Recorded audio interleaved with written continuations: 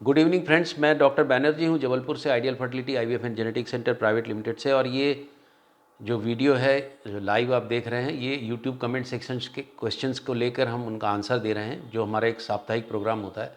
और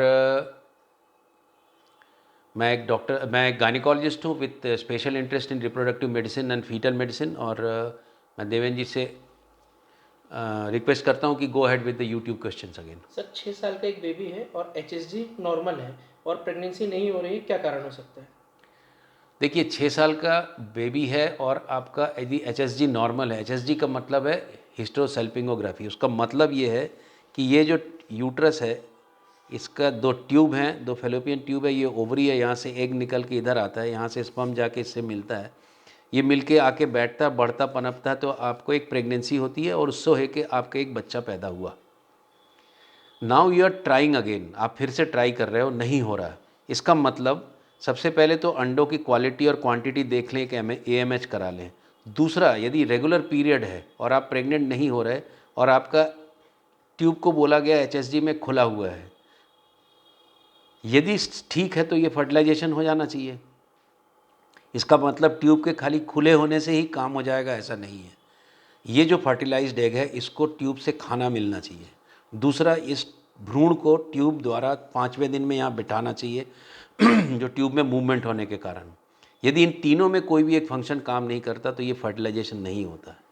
और यदि आप प्रेग्नेंट नहीं हो रहे हैं और आपको प्रेगनेंसी की बहुत चाहत है बच्चे की, तो बहुत वेट मत करिए, या तो लेप्रोस्कोपी करके ट्यूब एक बार देख लें। पर पेटेंट ट्यूब को देखने का भी कोई मतलब नहीं होगा। कई बार एंटी ट्यूबरकुलर दवाई भी देते हैं कई लोग, या फिर आप IVF करा लीजिए। Sir what is the meaning of two miscarriage bilateral dermoid? What is the meaning of? Two miscarriage bilateral dermoid. It is a meaning, it is a report that there are two miscarriage and there is problem in the ovary, and dermoid is a tumor in the ovary. That might be the report. Otherwise, I cannot give you an answer in this video without looking at the report. Sir IVF के बाद progesterone का ज़्यादा doses क्यों दिया जाता है? ये question का आंसर मैं पहले भी दिया हूँ कि IVF की जो प्रेगनेंसी होती है, IVF हम जब भी करते हैं तो ये नॉर्मल तो यहाँ से अंडाशय से अंडा निकल के यहाँ आके मिल के भ्रूण बन के अंदर ही बैठ जाता है, बच्चा हो जाता है। पर जब हम IVF करते हैं तो ये जो अंडाशय है अंडे में, उसको हम शरीर से बाहर निकालते हैं।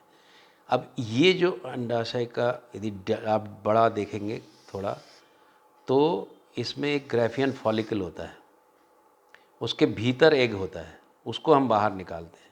इस एग को सपोर्ट करने वाले भी बहुत सेल होते हैं जो बाद में प्रोजेस्टेरोन बनाते हैं। नॉर्मल एग तो निकल गया नेचुरल प्रेगनेंसी में, तो ये सेल वहीं रह गए और उन्हें प्रोजेस्टेरोन बनाया, तो आपको प्रोजेस्टेरोन की ज़रूरत ही नहीं है।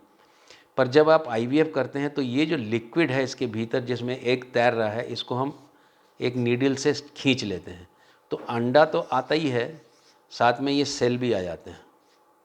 अब ये जो सिस्टम है इसमें ये खाली हो गया, तो प्रोजेस्टेरोन कौन बनाएगा? प्रोजेस्टेरोन नहीं बनाएगा। प्रोजेस्टेरोन का मतलब होता है कि जो जेस्टेशन को सहायक करता है बढ़ाने के लिए। तो जब प्रोजेस्टेरोन इंटरनली नहीं बन रहा तो आप बाहर से प्रोजेस्टेरोन खरीद के देते हो। सर बीटा एससीजी कैसे पता करें कि पॉजिटिव है? 50 का जो वैल्यू है, क्या वो पॉजिटिव की कैटेगरी में आता है? ये क्वेश्चन शायद हमारी पेशेंट ने भी पूछा होगा, क्योंकि ये IVF सेंटर में ये बड़ी प्रॉब्लम होती है कि इसको क्या माने हैं।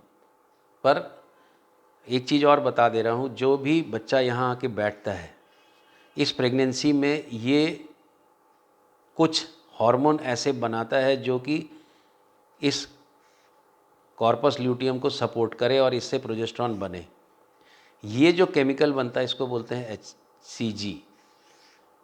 HCG को यूरिन में जब टेस्ट करते हैं तो यूरिन प्रेगनेंसी टेस्ट या ब्लड में टेस्ट करें, इसको बीटा HCG भी बोलते हैं क्योंकि बीटा यूनिट का हम नाप रहे हैं। ये जो HCG है, ये इसका जो मात्रा है ये डिपेंड करता है इसका कितना पावर है। ये जो भ्रूण है उसमें जो सेल्स जो HCG बनाने वाले, more than 5 in blood is pregnancy test positive.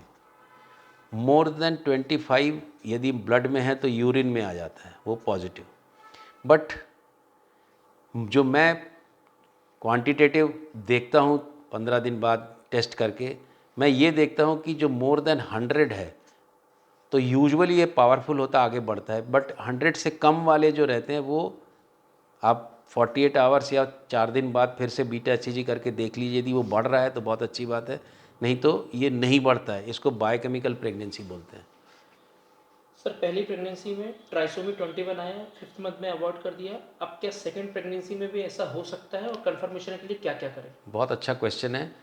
यदि पहला बच्चा या बच्चा डाउन सिंड्रोम से हुआ तो कृपया बहुत ज़्यादा टेस्ट ना करा के सीधा एमनियोसेंटेसिस से अगले बच्चे को जान लें, क्योंकि जो भी रिस्क होगा नेक्स्ट बच्चे में उसका 1% बढ़ जाता है करीबन।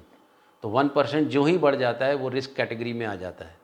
तो एक टिकटम चलता है कि यदि पहला बच्चा डाउन सिंड्रोम से है तो दूसरे में 1% बढ़ने का है। बेटर है कि आप डबल मार्कर या सब वो ना करा के एक एनाटॉमी एंटी स्कैन में देख लें और एमनियोसेंटेसिस कर लें। सर 2 सी सेक्शन के बाद 3 मिसकैरेज हो चुके हैं, इसका क्या कारण हो सकता है? नॉर्मली 2 सी सेक्शन के में जो एज बढ़ती है, यदि एक की क्वालिटी और क्वांटिटी में कमी आती है तो डेफिनेटली उससे जो एम्ब्रियो बनता है वो नहीं बढ़ सकता, इसलिए अबॉर्शन हो सकते हैं। अदरवाइज़ कोई जेनेटिक डिफेक्ट नहीं होगा, ये अंडे का क्वालिटी के कारण होता है। सुनने और जुड़ने के लिए बहुत बहुत धन्यवाद। और आप यदि इस वीडियो को अभी तक देख रहे हैं और आपको ये कंटेंट अच्छा लगता है तो खाली लाइक मत करिए, आप इसको शेयर भी करिए, और बहुत इम्पॉर्टेंट है कि मेरे यूट्यूब चैनल में जाके आप उसको सब्सक्राइब करें। सब्सक्रिप्शन फ्री होता है पर उससे हमारा हौसला बहुत बुलंद होता है, हमारे साथ लोग और जुड़ते हैं। सुनने और जुड़ने के लिए बहुत बहुत धन्यवाद। इंस्टाग्राम के में जुड़ने वालों को भी बहुत बहुत धन्यवाद। कोई भी आपका क्वेश्चन होगा please send these questions, we will try to give you an answer through this video.